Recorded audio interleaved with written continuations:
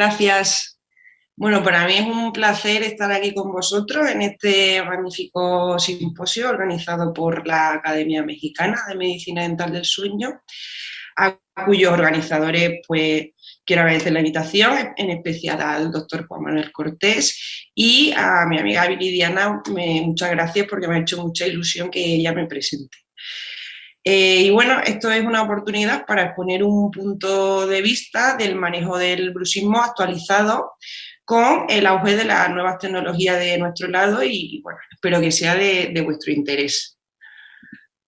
En primer lugar, pues voy a hablaros de algunos conceptos básicos en cuanto a la definición y a las distintas manifestaciones circadianas del bruxismo, así como de los métodos de diagnóstico y tratamiento con los que contamos en la actualidad, para que podamos relacionar en qué pueden ayudarnos algunas de esas herramientas que vienen de la mano de las nuevas tecnologías, ¿no? Como son las aplicaciones móviles, los dispositivos portátiles, la realidad virtual o la telemedicina. Perdón.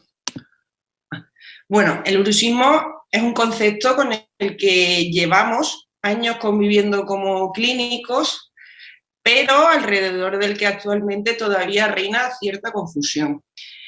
Veníamos de conceptos natológicos, ¿no? que se centraban puramente en los factores periféricos, la oclusión, es decir, veíamos solo una parte del paisaje. Pues Carol G empezó hablando de neuralgia traumática, luego se introdujo el concepto de bruxomanía, fue Frontman el que habló por primera vez de bruxismo y posteriormente pues de bruxismo céntrico, excéntrico, para función, etc. Por fortuna, este concepto ha ido evolucionando, habiéndose modificado numerosas veces. Pero no es hasta 2013 cuando aparece el primer documento internacional de consenso por parte del OBEZUI y colaboradores, el cual ha sido revisado y actualizado posteriormente, definiendo el bruxismo pues, como una actividad muscular masticatoria rítmica o no rítmica repetitiva, que puede ir acompañada de apretamiento o rechinamiento de los dientes, pero que también puede darse por un empuje sostenido de la mandíbula o una tensión muscular sostenida sin contacto dentario.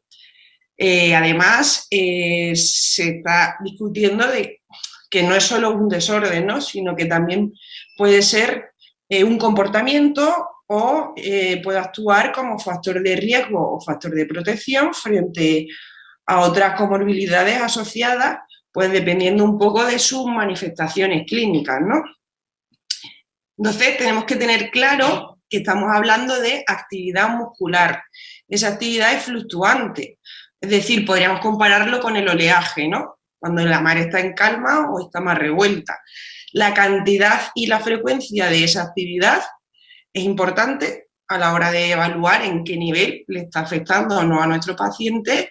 Y bueno, conocer también el tipo de actividad por las diferentes consecuencias que pueden tener. Y que no ocurre necesariamente asociada a rechinamiento o apretamiento de los dientes, sino que puede tratarse de una actividad muscular sostenida, como he comentado anteriormente, y que fijarnos simplemente en un desgaste o preguntarle al paciente solo si aprieta o rechina los dientes, pues puede hacer que perdamos toda esa información, ¿no?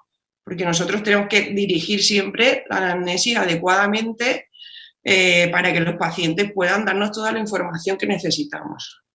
Por tanto, el bruxismo tiene muchos adjetivos, ¿no? Puede ser primario o idiopático, secundario, por ejemplo, secundario al consumo de fármacos, su actividad puede ser tónica, fásica o mixta.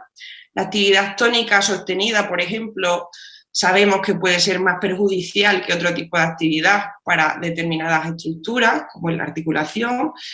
Puede ser pasado o actual, por esa actividad fluctuante que lo caracteriza, leve, moderado o severo, y de vigilia o de sueño, ¿no?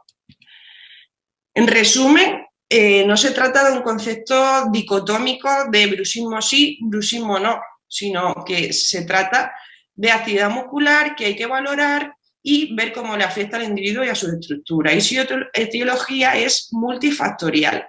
Por tanto, su diagnóstico y manejo tiene que ser del mismo modo, visto desde diferentes ángulos.